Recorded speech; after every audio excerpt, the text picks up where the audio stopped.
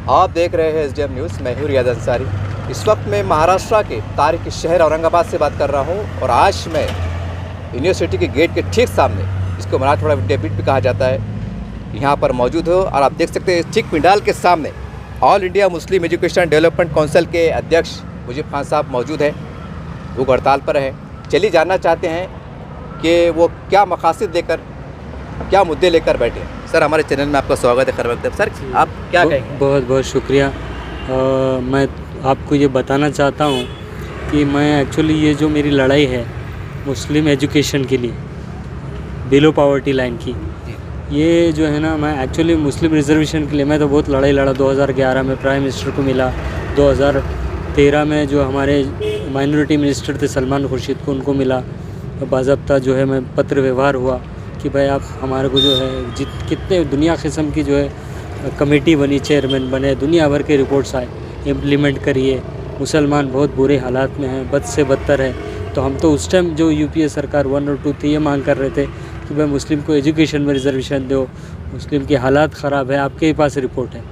खैर वो दुनिया भर के चला, वो कुछ हुआ नहीं। देखिए आप, अब वो सब चीज़ों में मैंने जाना चाहता हूँ। यही बात करेंगे तो हमको फिर वो सपनों में लोग जो है बनाते रहेंगे, और मुसलमान सपने में बिकते बिकते आज यहाँ तक आ गया है। हम आज जो है ना, ये लेवल पे मैं आज आ गया हूँ कि मैं बेमुद्दत भूख हड़ताल पे बैठा हूँ पिछले 5 दिन से।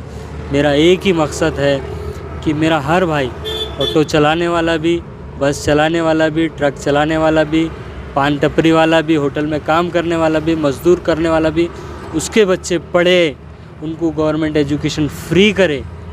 जब बिलो पॉवर्टी को आप जो है मेडिकल फैसिलिटीज़ दे रहे, जब राशन दे रहे, तो एजुकेशन दे दीजिए ना। उनको भी हक़ है, उनके भी बच्चे डॉक्टर बनेंगे, इंजीनियर बनेंगे, उनके भी बच्चे जो है कलेक्टर बनेंगे, उनके भी ख्वाब है, उनकी ज़िंदगी में चेंजेस आएंगे। एक मट्टी काम करने वाला, उसकी पीढ़ी दर पीढ़ी उसमें जाती है, एक ऑटो चलाने वाला, उसकी पीढ़ी दर पीढ़ी उसमें, उनको जीने का हक़ नहीं। जब इलेक्शन आता तो यही लोग वोट डाल के आपको चुन के लाते, ये सरकार बनाते, तो आप उनके ख्वाब को तो कम से कम पूरा करिए। ये क्या उनको जीने का हक़ नहीं? और हम उनकी लड़ाई में इसीलिए आज मजबूर होकर आ गया हूँ। आज आप ये सोचिए कि एक इंसान अपनी ज़िंदगी दाव पे लगाना, भूख हड़ताल, बेमुद्दत भूख हड़ताल, ये बहुत बड़ी बात होती है।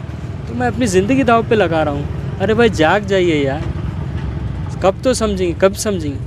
सर, हमारे इस तारीखी शहर में कई अलग अलग पार्टियों से जुड़े हुए कई मुसलमान लीडरशिप भी है, छोटी बड़ी सब है, और ये एक तहरीकों का इनकलाब का गढ़ माना जाता है। और यहाँ के बच्चे में एक तहरीक की इनकलाबी की सोच पैदा होती है। मेरा सवाल ये है कि जब ये आप बैठे इतने बड़े मिशन को लेकर, और ये कोई पूरी कौम मिल्लत का मिशन है, तो क्या औरंगाबाद के कोई छोटे बड़े लीडर ने आपसे रब्ता कायम किया, आपकी हौसला अफजाई की?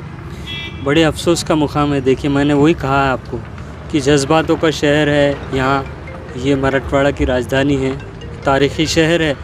यहाँ पर इतने बड़े बड़े MPs, MLA दुनिया भर के, आप कितने जो है, अभी हमारे पास MP थे, MLA भी थे, और ex-MLA, Congress party, MIM, NCP, minister, central MP, दुनिया भर के रहे। मुस्लिम की बात कर रहा मैं स्पेशली। इनको वक्त ही नहीं है, ये सो रहे हैं। अरे जागो, कब जागेंगे तुम? मैं अपनी ज़िंदगी दाव पे लगा के बैठा हूँ 5 दिन से यहाँ। आपके पास फुर्सत नहीं है कि वही कौम जो आपको हीरो बनाती, वही कौम जो आपको वोट डालती है, उनके हक़ के लिए मैं लड़ रहा। आप सपोर्ट करने के लिए आपके पास टाइम नहीं है। शर्म और अफसोस की बात है। मुझे बहुत अफसोस लगा। मैं सोच रहा हूँ कि ये मुस्लिम लीडरशिप है या नहीं है। सर, 2 महीने के बाद महाराष्ट्र में विधानसभा चुनाव भी आने वाले हैं, और बतौर क्योंकि आप ये मुद्दा पूरे महाराष्ट्र का मुद्दा है, ये बहुत बड़ा मुद्दा है, तो कम से कम जहाँ पर आप हड़ताल पर बैठे, भूख हड़ताल पे, तो वहाँ के मुसलमानों से कोई एक दर्दमंद अपील करेंगे सियासी एतबार से आप? नहीं, देखिए, मैंने पूरे महाराष्ट्र में जो है, आप एजुकेशन फ्री करिए, बिलो पॉवर्टी लाइन, सीधी मेरी मांग थी। और CM साहब को मैंने मेरा मेमोरेंडम दिया। CM साहब ने इतनी पॉजिटिव रिस्पांस है, 2 दिन में उन्होंने मेरा रिकमेंड पे पॉजिटिव एक्शन लेके मिनिस्ट्री ऑफ माइनॉरिटी को भेज दी। वो हमारे ही शहर के हैं, अब्दुल सत्तार साहब, ये सारा उनके हाथ में है। अब वो हीरो बनना चाहे, मुसलमान एक गड्ढे में वोट किए, 1 घंटे में, चाहे वो शिवसेना उद्धव ठाकरे हो, चाहे वो शरद पवार की NCP हो, चाहे वो कांग्रेस पार्टी की हो। क्या आपके जहन में कुछ है हमारे लायक? हमको कुछ देंगे आप? क्या हमको ऐसे पत्थर के जो जैसा मारते रहेंगे आप? क्या है आपके जहन में? इलेक्शन की वोटिंग लेने आप हमारे पास आए थे ना, हमने आपको जी जान से दिए, तो कम से कम जो है अब ये इंसान, हमारी तो एक इंसानियत के नाते तो सुनिए कि 5 दिन से मैं भूखा प्यासा बैठा हूँ और क्या मांग रहा हूँ। वो लोग जो आपको बड़े बड़े बना रहे हैं, आपको सीएम बना रहे हैं, आपकी सरकार बना रहे हैं सेंट्रल में, केंद्र में सालों से, आप उनको 70 साल में एक फ्री एजुकेशन नहीं दे पा रहे। बड़े अफसोस और शर्म की बात है। तो ये इलेक्शन में अगर आप नहीं जागेंगे और आप नहीं ताउन नहीं करेंगे हमारे साथ और ये गरीब मुसलमानों का साथ नहीं देंगे तो मुश्किल पड़ेगी महाराष्ट्र के अंदर, तो मैं गारंटी से बोलता हूँ, क्योंकि मैं डट के खड़े रहूँगा आपके ख़िलाफ़। मेरी जो तलतलाहट है, आप सोचिए कि मैं जीने और मरने की ज़िंदगी पे खड़ा हूँ और मेरी तलतलाहट है, तो मैं आपको छोड़ूंगा नहीं। सर, हमारे शहर में हमारे उलमा इकराम भी जो है तो वक्तन फ़क्तन मुसलमानों की हक़ के लिए लड़ाई लड़ते हैं। हमारे पास मुस्लिम नुमाइंदा कौंसिल भी है जो हमेशा मज़लूम मुसलमानों के सभी समाज की आवाज़ उठाती हैं।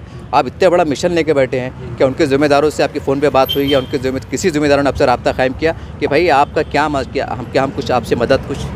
सर देखिए, जब सोशल मीडिया में सारा जा रहा, मेरी कंडीशन तो आप देख रहे, मेरे को तो उठना भी नहीं आ रहा था, लेकिन मुझे बोलना ज़रूरी है। अगर मेरी आवाज़ रहेगी तो दुनिया सुनेगी।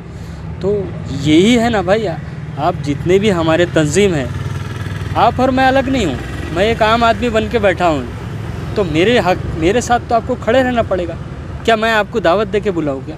आप सोचिए ना कि आप और मैं मिल के लड़ेंगे तो जीतेंगे जंग, मगर आप कहाँ हैं मेरे को समझ में नहीं आ रहा। मैं तो मतलब सब लोगों, कल मैंने तो बहुत इतनी अदबन अपील किया सारे तंजीम, सारे उलमाओं से कि भाई मैं बैठा हूँ, कम से कम आप आज सपोर्ट करो ताकि हम सरकार पर प्रेशर डाल के ये जो हमारा मुद्दा है उसको सक्सेस कराएं। देखिए, इस तरह से all India Muslim education development council के अध्यक्ष मुजीब खान साहब से हमारी बातचीत हुई। ये भूख हड़ताल पे बैठे हैं, आज का 5वां रोज़ है और सारी बातें साहब ने आपके सामने रखी हैं, क्योंकि हम भी चौथे स्तंभ के सिपाही हैं और अक़लियतों से हमारा भी ताल्लुक़ है।